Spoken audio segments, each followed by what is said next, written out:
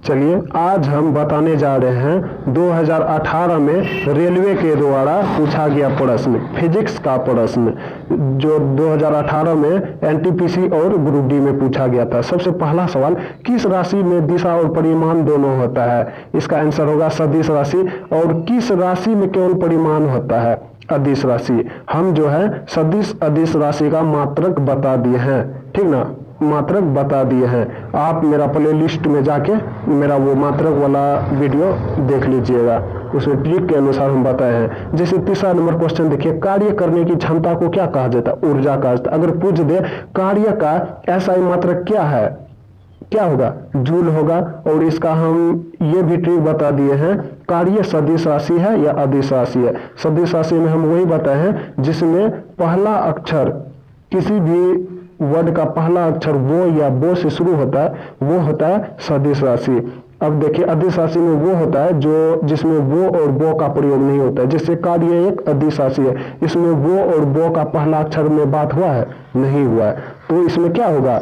अदिश राशि होगा, कार्य अदिश राशि होगा। जैसे बल, बल देखिए बल क्या होगा? बल एक सदिश राशि होगा, क्या है? उसमें बो लगा है, जिसमें बो और वो लगा है पहला अक्षर में, वो होता है सदिश राशि। जिसमें बो और वो नहीं लगा है वो होता है अदिश राशि। अब देखिए चौथा नंबर क्या है? कार्य। कार्य बराबर क्या होता है? बल गुना विस्थापन। क्या होता है? बल गुना विस्थापन। चलिए अब नेक्स्ट क्वेश्चन पे अब देखते हैं नेक्स्ट क्वेश्चन। यदि कार्य का मान धनात्मक हो, जिस निकाय पर कार्य हो रहा है उसमें क्या वृद्धि होगा या क्या नेगेटिव होगा? क्या घटेगा, क्या बढ़ेगा? क्या कह रहा है? यदि कार्य का मान धनात्मक हो, जिस निकाय पर कार्य हो रहा है तो उसमें क्या होगा? उसके ऊर्जा में वृद्धि होगा। आप समझ जाइए धनात्मक और ऋणात्मक क्या होता है। धनात्मक वही होता है जैसे आप मान लीजिए खाना खाए, आपके शरीर में एनर्जी आया तो क्या करेंगे? काम तो करेंगे तेजी से, इसलिए वृद्धि होगा। अगर मान लीजिए ऋणात्मक होगा तो मान लीजिए आप खाना नहीं खाए हैं, ठीक ना, आपका शरीर पूरा क्या हो चुका है? एनर्जी खत्म हो चुका है शरीर का, तो काम करेंगे नहीं, तो ऋणात्मक होगा। और जब आप खाना खा लीजिएगा क्या होगा? एनर्जी आ जाए तो धनात्मक होगा। तो वही बोल रहा है इस सवाल में, तो उसके ऊर्जा में क्या होगा? मान लीजिए हम खाना खाए, मेरा ऊर्जा में क्या होगा? वृद्धि होगा। हम धनात्मक हैं और हम जब खाना नहीं खाएंगे, हम भूखे रहेंगे तो क्या होंगे? हम ऋणात्मक होंगे और हम काम नहीं करेंगे, क्या होगा? वृद्धि में कमी आएगा।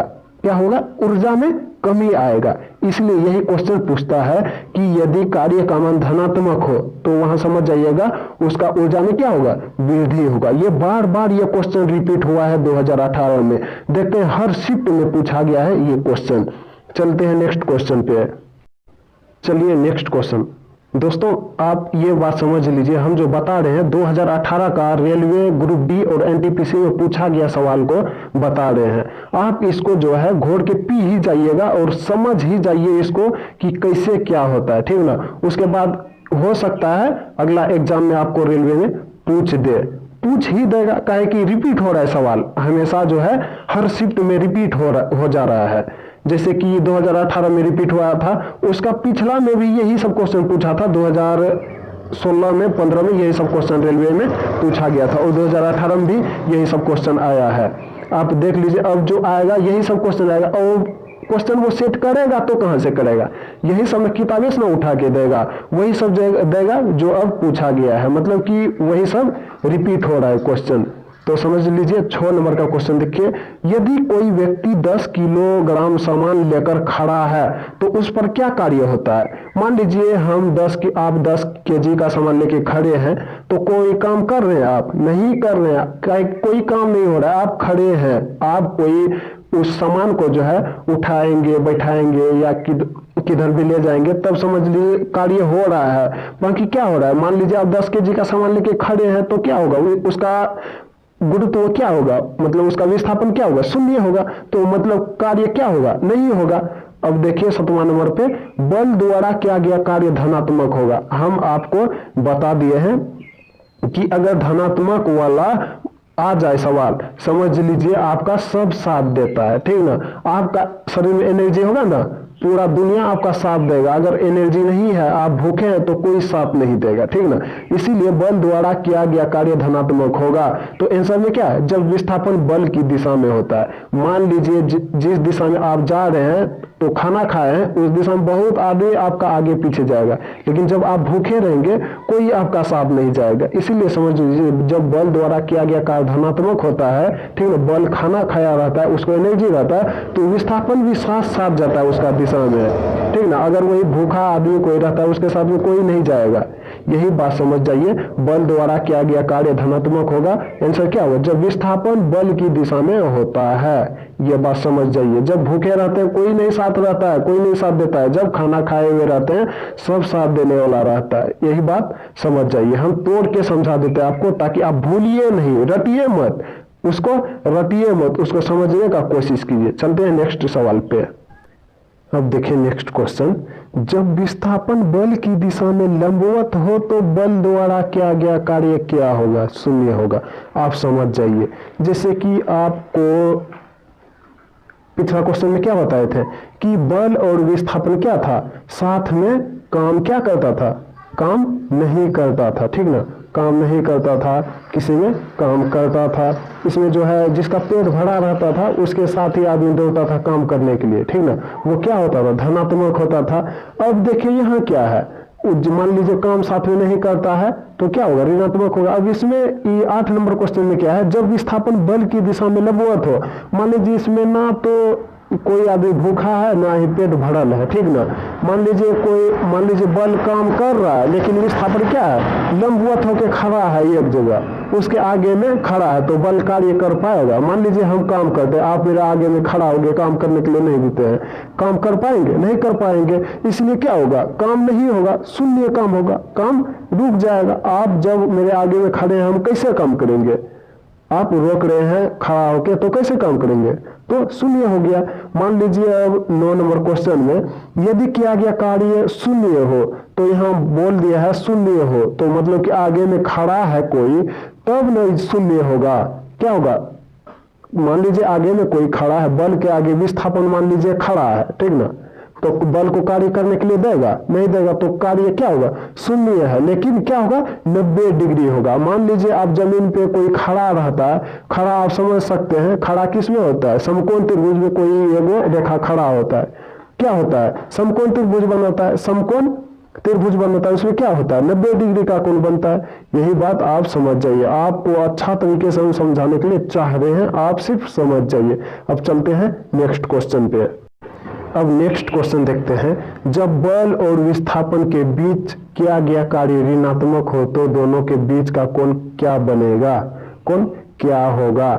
आप समझ गए, जब कोई साथ देता है तो धनात्मक होता है, जब साथ नहीं देता है तो क्या हो जाता है, ऋणात्मक होता है। साथ नहीं देने के कारण क्या होता है, हमसे वो लड़ने के लिए आ रहा है, मतलब कि हमसे वो लड़ने के लिए चाह रहा है। साथ नहीं देना मतलब मेरा दुश्मन, मतलब वो लड़ने के लिए हमसे चाह रहा है। मान लीजिए कि कोई साथ दे रहा है तो धनात्मक होगा, अगर मान लीजिए साथ नहीं देता, आगे में खड़ा है, तो क्या होगा, शून्य होगा, कोई काम नहीं होगा, लेकिन 90 डिग्री का कोण बनाएगा, ठीक ना। अब यहाँ क्या कर रहा है, ऋणात्मक होगा, क्या साथ नहीं दे रहा है, मतलब बल और विस्थापन दोनों साथ नहीं दे रहा है किसी का, तो क्या होगा, दुश्मनी होगा, ऋणात्मक होगा। ऋणात्मक होता है, दोनों के बीच का कोण क्या बनेगा, 180 डिग्री। आप समझ जाइए 180 डिग्री कैसे कोण बनता है। यहाँ तो दोनों खड़ा नहीं है, दोनों क्या है, खड़ा नहीं है, एक सरल रेखा पर दोनों बल एक तरफ से आ रहा है और विस्थापन दूसरा तरफ से आ रहा है, दोनों क्या हो रहा है।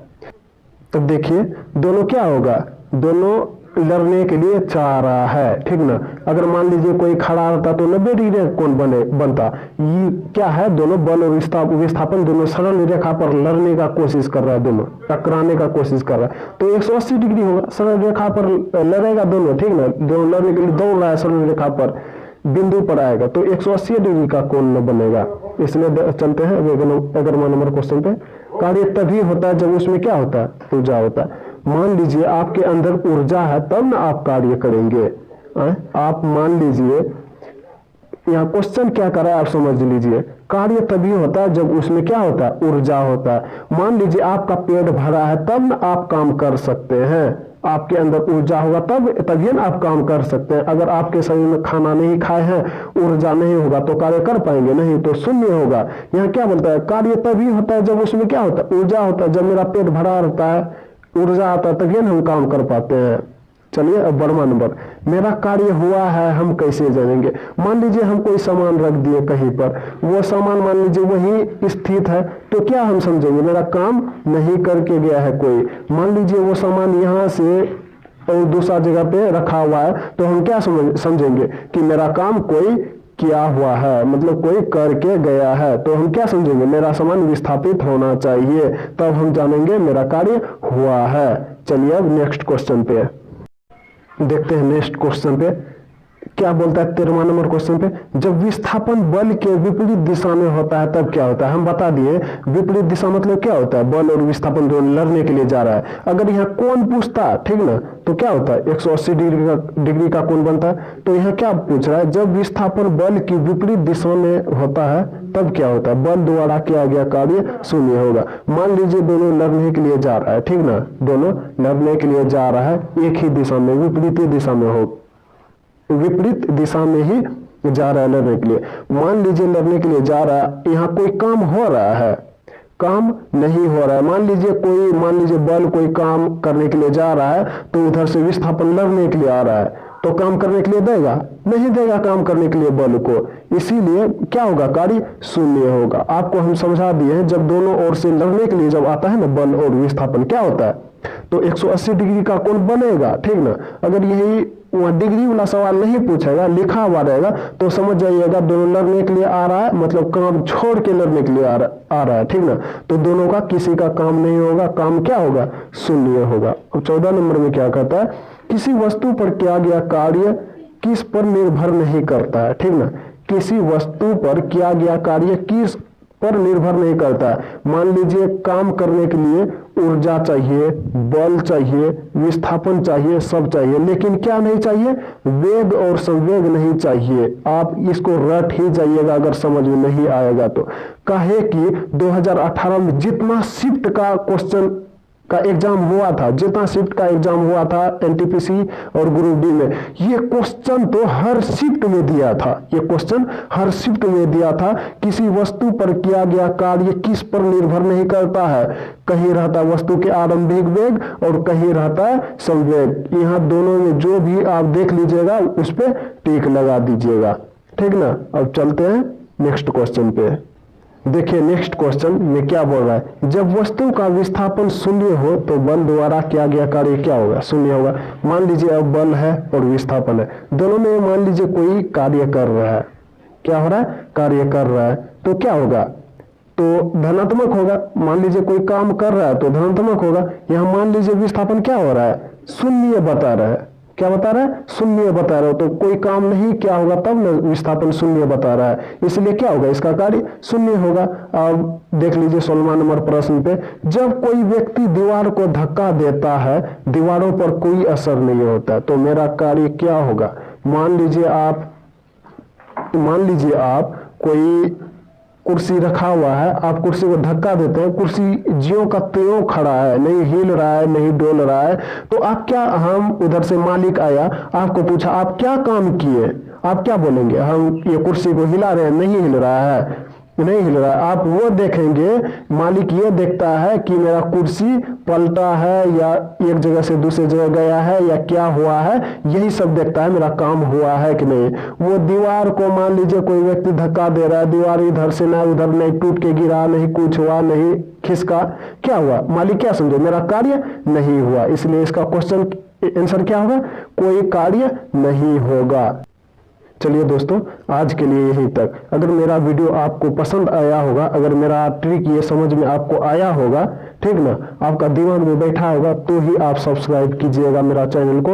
और अगर अच्छा लगा होगा तो एक कमेंट करके बताइएगा कि आपको ये वीडियो देखने के बाद कैसा लगा, तो ताकि मेरा भी दिल जान सके कि आपका दिल क्या है। चलते हैं अब दूसरा वीडियो लेकर आते हैं ट्रिक वाला, आप बने रहिए मेरा चैनल।